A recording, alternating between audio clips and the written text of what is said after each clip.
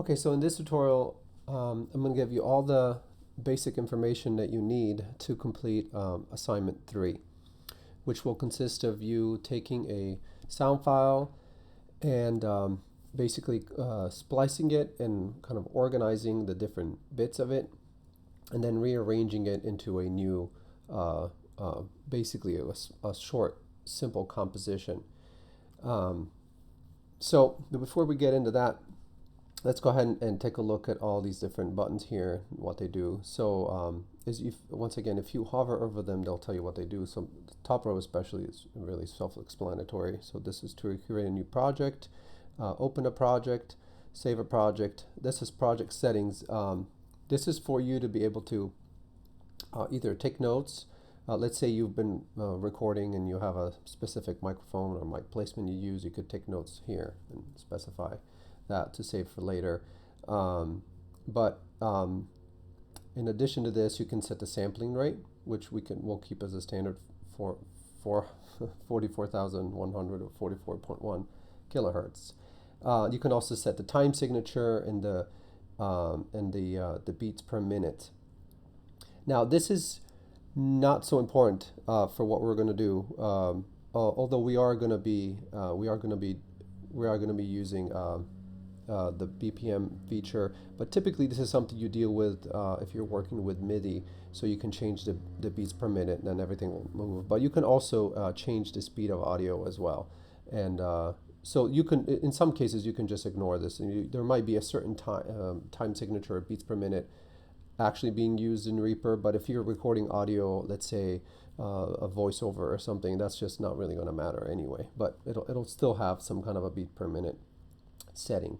So that's pretty much it. And you can also set the length. I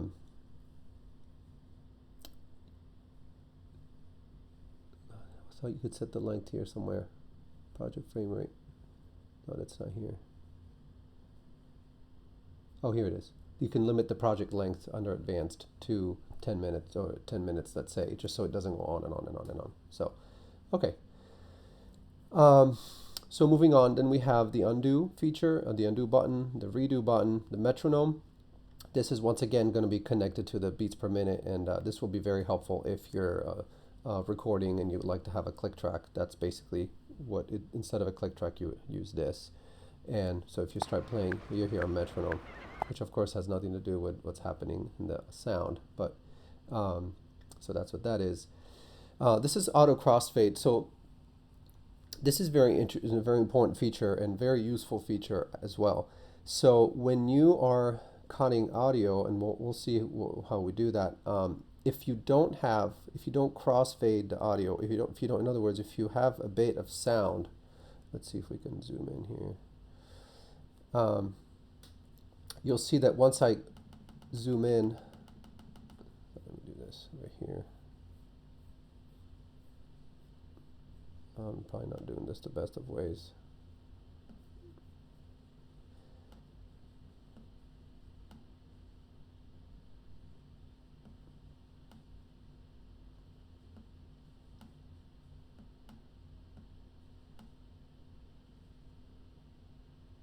There we go. You can continue to zoom in until you go to the waveform level, so you can actually see the waveform. Now, what happens when you splice an audio file? If you cut the sound at a point at which the sound is not at zero, meaning where the white line is, then it'll click. You'll hear a pop. So that's what this feature does. This feature avoids that. Basically, anytime you cut sound, it'll automatically fade it in and out, and that's what this red curve is. And it's something you can change, you can reshape, you can remove, and all that. But basically, that's what this is doing. As you can see, when I stretch it, it's lowering the waveform to avoid clicks and pops. So I would leave this on. As long as you keep this feature on, you're okay. But so when you look at the end of a region is basically, that's what this is. This whole entire thing is a region of sound. This is another region.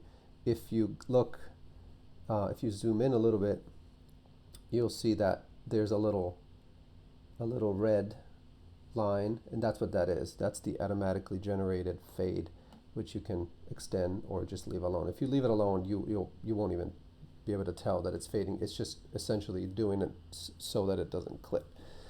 So that's very helpful. So this allows you to, this little lock button, this is for you to group regions together, and you can disable the grouping. We'll see how that comes in handy a little later. Ripple editing, this has to do with the way these blocks of sound, these regions work. If you have ripple editing off, let's say you have many bits of sound that are all kind of stacked in different places, on different tracks. If you don't have this feature, then when you remove one bit of sound from this region, all of it, anything that's behind it will be pushed back, and these won't move. In other words, if you have things that are coordinated, events that are coordinated, then it will be all out of sync. So you can set it up, there's different modes. So if I do this, then if I cut this sound, everything else will move with it. In other words, it'll cut sound from the other parts as well. This has to do with envelope points, which we'll get into later. The grid, this we'll actually talk about pretty soon. This is basically, this has to do with how things kind of lock into place automatically. As you can see right now, if I try to move this, it'll snap to the grid. And so that's what the feature is for. It's for you to be able to not have to, let's say you want to put something right on a beat, rather than having to do minute movements. Then you can lock using this other button here. So this is for you to see this. So this button here will allow you to either see, or let's zoom out a little bit because this is too. There we go. There's your grid right here. So if I uncheck this, you won't see the grid anymore. So if you're not using a particular beat or something, you might not want that. And so this little magnet-looking thing, this is what this enables or disables snapping, which is what I was talking about. So if I do this, I can't actually go in between those beats. I actually have to, I can either go to one or the other. But if I have this disabled, then I can go anywhere. Oh, sorry, that's not the right thing. I can go anywhere in between. Okay, so that's what that is. And then this lock feature, this just allows you to lock things in place. So if you, let's say, share the project with someone else, you don't want them to mess with it. Or if you want to make sure you don't accidentally mess it up, then that's what the lock is for. And you can specify what you want to lock by right-clicking. And then as far as the grid goes, you can right-click there and choose what type of grid setting you want. If you want to see an eighth note kind of grid, and all that. So maybe some of this isn't really clear because we haven't talked about a bunch of other things. So anyway, once you open a sound file, let's say we get rid of this. So you should have this, your piano sound here. Once you open a sound file, you'll see it show up like this. And this is basically a block. This is what you call a region of sound. So the amazing thing about digital audio workstations is that they allow you to move these blocks of sound within the space. So if I do, so right at this point, the sound is starting, exactly at 0.2. And this is the timeline, right? On top, you see the beats, but you can also see the, you could change that if you right click on it, you can change it so that you could only see minutes and seconds, for example, which is helpful if you're not using any kind of beat. You can see beats, bars only. You can only see seconds. You can only see samples. You can only see, we'll leave it at both. We'll do measures, beats, and then minutes and seconds. So at the bottom, those are the minutes and seconds. And the reason why they keep aligning is actually because the BPMs are set to 120, which is half a second. So they're aligning, but that's not always going to be the case. Anyway, so at this point, the sound is starting at 0, but I can take this region and move it around, right? So I can do this, and now instead of starting from at the very beginning, the sound will start a little bit later. So you say, well, why would I want to do that? Well, because you want to be able to move sounds around, because you're not only going to be dealing with a single sound like this. Okay, so if you, one of the things that you're going to be doing all the time is trimming regions. And so what that means is you can reduce the size of something. So let's say that this is my sound, I like it fine. I just don't like how long it is. Like, let's say I recorded something and then I now have this region, but maybe at the end of it there's like a noise, me like turning off the microphone or something. So that's what you would do, is you would take, you would go over the cursor, and in Reaper you just have this main cursor here, and you have to make sure that you go somewhere in the middle. You don't want to go to the top, or else you'll be actually editing the fade. So if you go anywhere below that all the way down, you can take that and just hold down and drag the region to the left or to the right. And then what's going to happen there is just going to shorten your sound. Now notice that when it ended pretty smoothly. That's because there's an automatic fade. I can increase the fade, I can drag the fade over, and what that's going to do is it's going to lower the volume. So what a fade is, it's a gradual lowering of the volume from whatever the level point is to 0. So there's a bit more of it's a little smoother, right? And there's also a fade at the beginning, so I could actually fade the sound in if I wanted to, and then back out. Right, it sounds more artificial. Okay, so that's great. Now, I already showed you how to label the sound, label the tracks. But so here's what we're going to do. Let's go ahead and open. I'm going to delete this. Let's start over. Let's go ahead and open a sound file that you'll need for your assignment. So we'll go to Media File.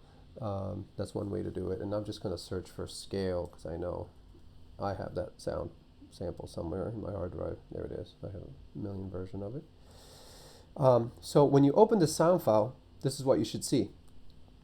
So if I play it, there's a pause.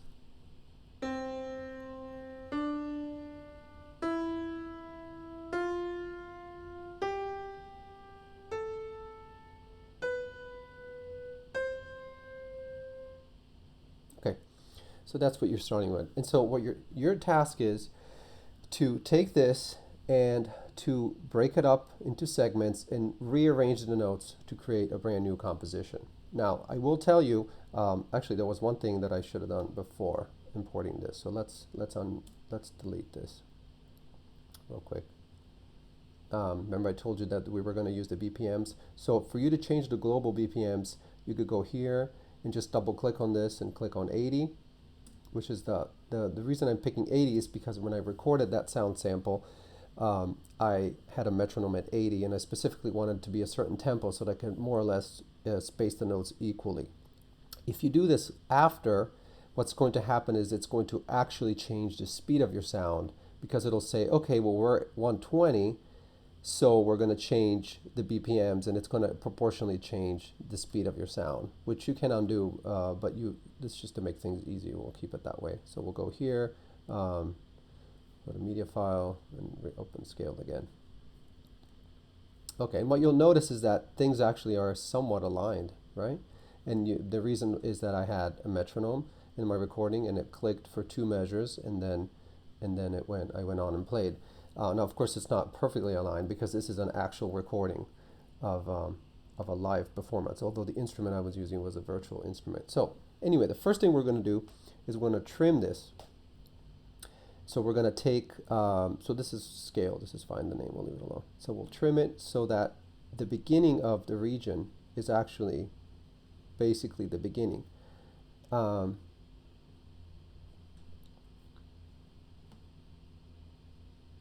Okay, now if you see a little bit of empty space, that's okay. You don't necessarily have to go all the way to the beginning. You certainly don't want to go past where the sound is starting, because that's where the attack is.